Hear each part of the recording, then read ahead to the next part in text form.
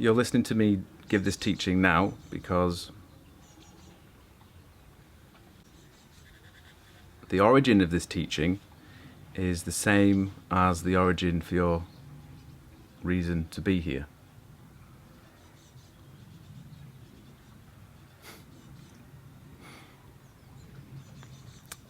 So, before learning all the different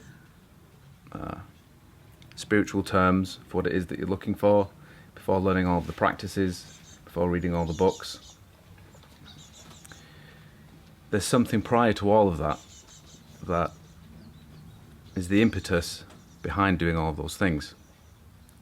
It's something that comes first. It's a prior silent knowing. A knowing of something being absent, even if you can't put into words what that thing is.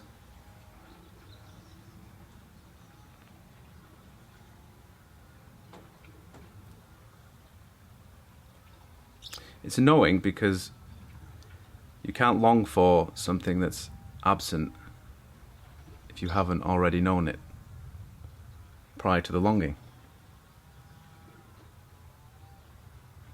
It's not possible to miss a beloved if you haven't already fallen in love with that beloved. Does that make sense?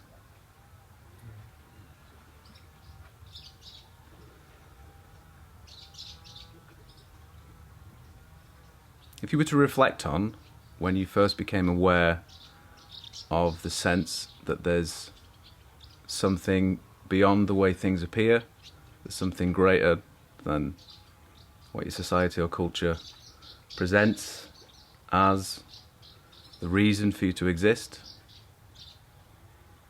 Maybe it was even an immediate sense of a longing.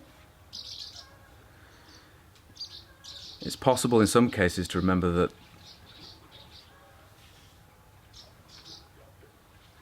you felt this absence even as a child,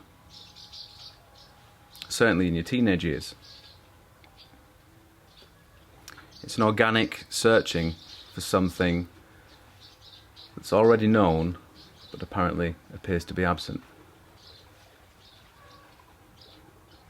So the first step in this teaching, the first step when it comes to awakening, or any of the other spiritual terms that we might use to describe what it is that you're seeking to know, is a test of faith.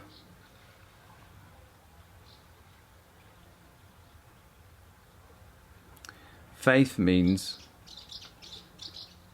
the ability to trust the silent knowing. The ability to trust the silent knowing. That's what faith means.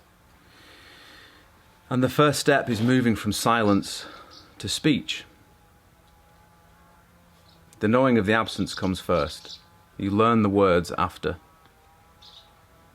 You learn the traditions after. You learn the teachings after. You learn the practices after. They're a way of articulating or putting into words or expressing or embodying that silent knowing. Usually as a strategy for solving the absence.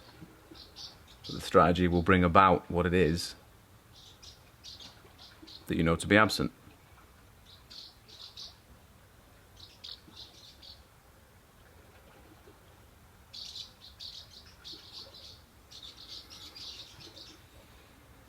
So you're not in a position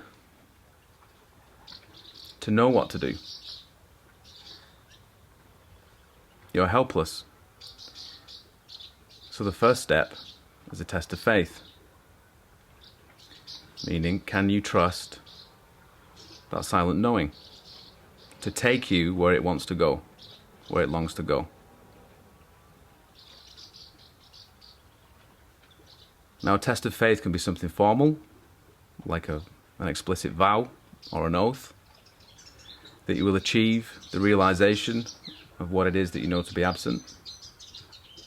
Or it can be informal, something private, maybe a particular event in your life, where you're given a choice.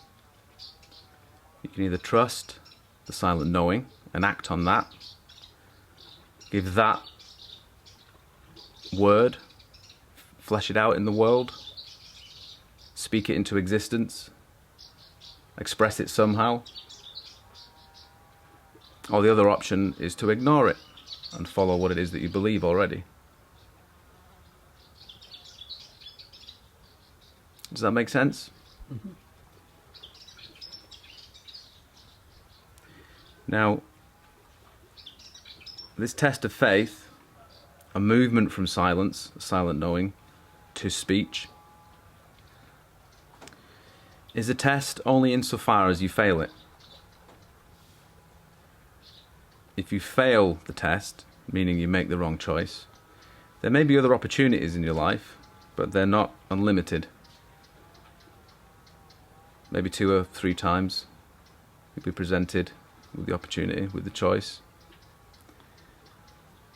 But if you do pass the test of faith, meaning you trust that silent knowing, and you allow it to take you God knows where, then you discover it was never a test in the first place. It was simply the unfolding of your unavoidable eternal destiny.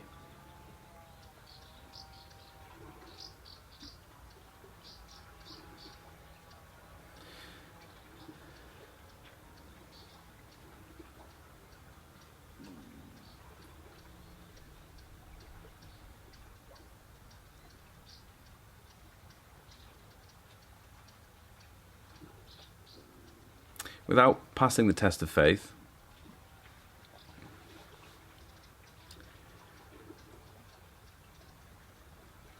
there is no help for anyone when it comes to awakening or realization. It's why no one can be convinced or converted to a teaching such as this.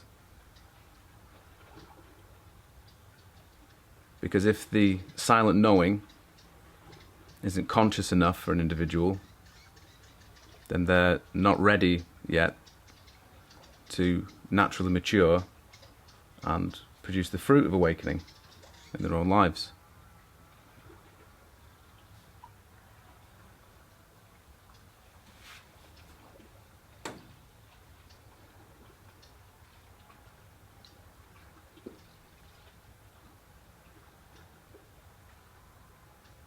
And the test of faith also means it's not about knowing what the correct answer is, or knowing the right language, or making sure you've definitely picked the correct teaching, the most effective strategy.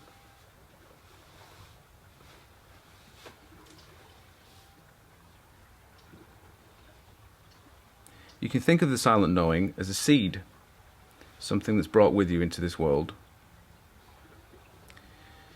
And like a seed, it's in the darkness. And yet somehow it knows that there is a world of light somewhere, even though apparently it's never known that light.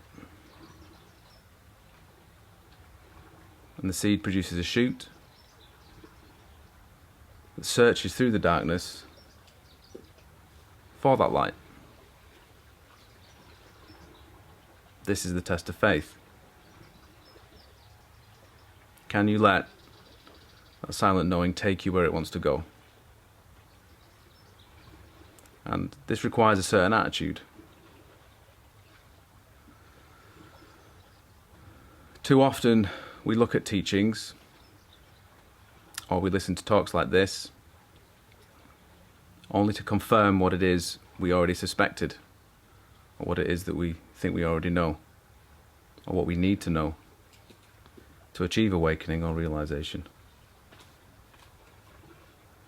But is it possible to listen as if to hear, as opposed to confirm? To look to see, just to see what the case might be,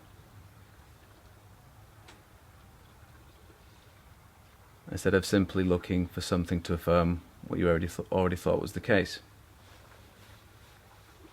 More importantly, is it possible for you to fix your attention on that silent knowing, or that longing, which is in the heart area, and allow yourself to feel, just to feel, to see where that goes. A lot of people can't do this. There's a sense of vulnerability that's essential to trusting.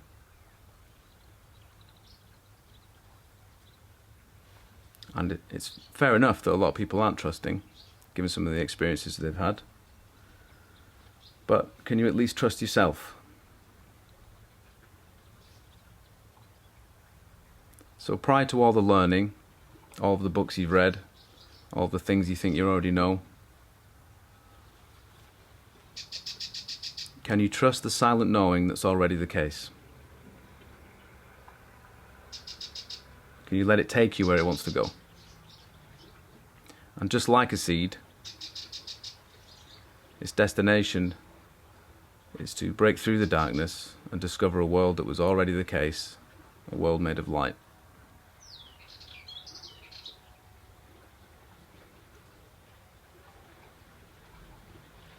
With its roots in a world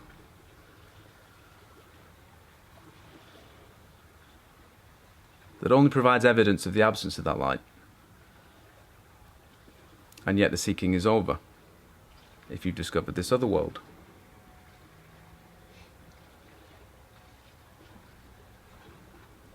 A world you already knew before you were planted in the soil of existence.